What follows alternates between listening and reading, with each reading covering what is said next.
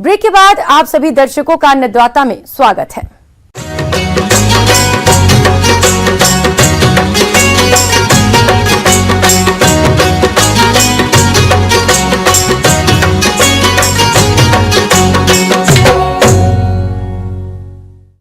शिमला मिर्च की खेती करके किसान अच्छी आमदनी कमा सकते हैं, क्योंकि इसकी मांग बाजार में हमेशा बना रहता है। वैसे तो पॉली हाउस के अंदर इसकी खेती सालों भर की जा सकती है, लेकिन इस समय पौधा तैयार कर खेती करने से अच्छा उत्पादन मिलता है। तो जो इसकी खेती करने की सोच रहे हैं, वे इसकी कौन सी किस्मों का चयन करें और इसकी खेती करते समय किन किन बातों पर खास तौर से ध्यान दें, इस बारे में जानकारी दे रहे हैं भारतीय कृषि अनुसंधान परिषद पलांडू रांची के कृषि वैज्ञानिक डॉक्टर पी भावना।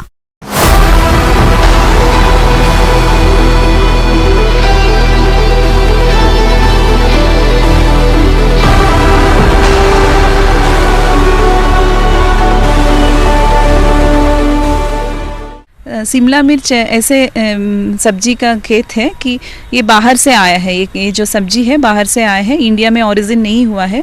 फिर भी हम लोग इतना इसको हमारे डाइट में, हर तरह के डाइट में, जैसे चाउमीन हो गया है या प्रोसेस्ड फूड हो गया, सब तरीका में हमारा जो इंडियन का क्यूसिन है उसमें भी हम लोग शिमला मिर्च डालना शुरू कर दिए हैं। तो इसका डिमांड बहुत है, सालों भर रहता है। तो सालों भर डिमांड के लिए हम लोग कैसे करना है, प्रोटेक्टेड कल्टीवेशन एक विधि है, हम लोग उससे कंटिन्यूस पूरा सालों भर सप्लाई कर सकते हैं और बाहर ओपन फील्ड में रेनी सीजन में और हम लोग कर सकते हैं। किसान भाइयों, ये नर्म आर्द्र जलवायु की फसल है। जिन क्षेत्रों में शीत ऋतु में तापमान 10 डिग्री सेल्सियस से अक्सर नीचे नहीं जाता और ठंड का प्रभाव बहुत कम दिनों के लिए रहता है, वहाँ वर्ष भर फसल ली जा सकती है। इसकी अच्छी वृद्धि और विकास के लिए 21 से 25 डिग्री सेल्सियस तापक्रम उपयुक्त रहता है। पाला इसके लिए हानिकारक होता है और ठंडे मौसम में इसके फूल कम लगते हैं। फल छोटे, कड़े और टेढ़े मेढ़े आकार के हो जाते हैं, इसलिए जलवायु को देखते हुए इसकी खेती करें। तो इसके लिए अभी हम लोग खेत के लिए तैयारी करना अभी उचित है, क्योंकि अभी तुरंत तो नहीं लगा सकते हैं। हम हमारे सीडलिंग तैयार कर सकते हैं, इस टाइम में हम हमारा खेत को तैयार कर सकते हैं। और हम लोग अगर जब खेती करेंगे, इसके लिए हम लोग बीज के लिए बुआई और रोपाई जो है हम सजेस्ट करेंगे, प्रोट्रे में ही इसका बीज डालेंगे। और जैसे मैंने बोला है, कोकोपीट और वर्मी कंपोस्ट 1:1 रेशियो में डालेंगे। और इसकी खेती के लिए अच्छे जल निकासी वाली चिकनी दोमट मिट्टी, जिसका पीएच मान 6 से 6.5 हो, सर्वोत्तम मानी जाती है।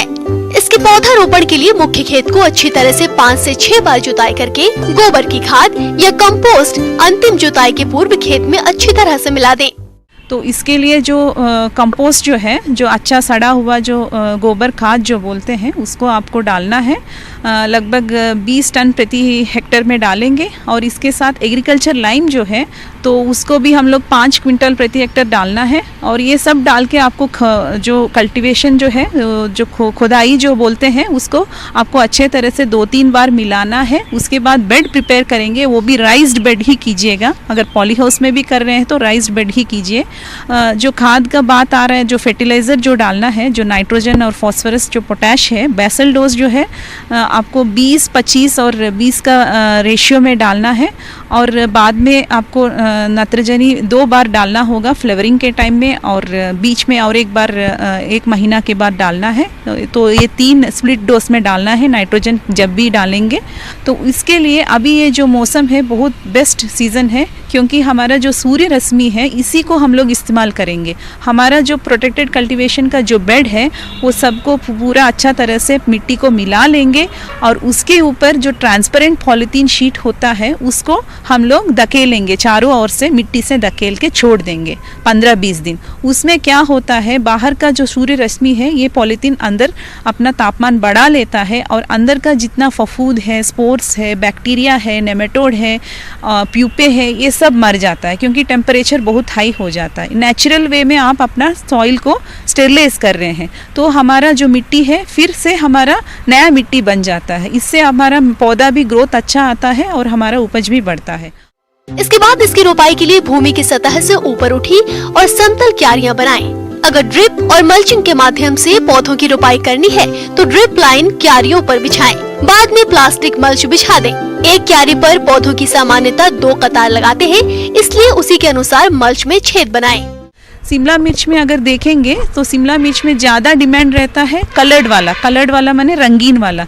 इसमें दो तरह का कलर है, एक है पीला कलर है, एक है लाल कलर है। पीला कलर कुछ लोग प्रिफर करते हैं मार्केट में, और लाल कलर और ग्रीन में भी चलता है। जैसे इसका बोलते हैं जो ग्रीन में तो लगभग 40 रुपीज़ है मार्केट रेट, मगर पीला कलर या लाल कलर लेंगे तो एग्जैक्टली डबल हो जाता है, क्योंकि होटल ये सब में तो यूज़ होता है। तो अगर कर रहे हैं तो कलर वाला कर रहे हैं तो आप प्रोटेक्टेड कल्टीवेशन में ही कीजिए, माने संरक्षित खेती में ही कीजिए।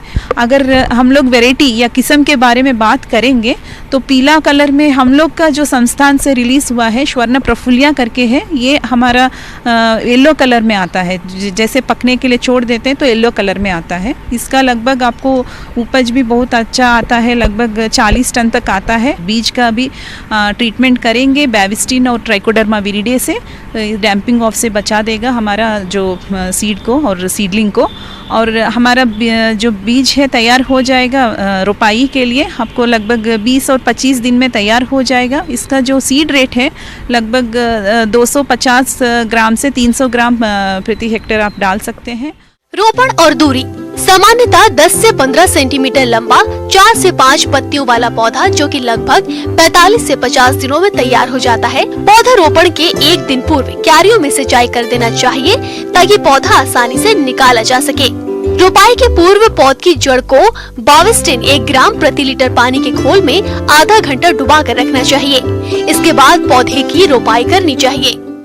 और एक है शिमला मिर्च में ध्यान देना है, जो ट्रांसप्लांटिंग करते हैं वो जिगजैग वे में आपको ट्रांसप्लांट करना है, क्योंकि वो ड्रिप का लाइन जो जाता है स्पेसिंग, वो ड्रिपर जो रहता है उसको हम लोग जिगजैग वे में अगर ट्रांसप्लांटिंग करेंगे उसमें तो हमारा प्लांट का डेंसिटी भी हम लोग नॉर्मल वे में, माने ज़्यादा भी नहीं होगा कम भी नहीं होगा, हम पानी का भी ज़्यादा से ज़्यादा फ़ायदा ले सकते हैं। ये चीज़ आपको ध्यान रखना है।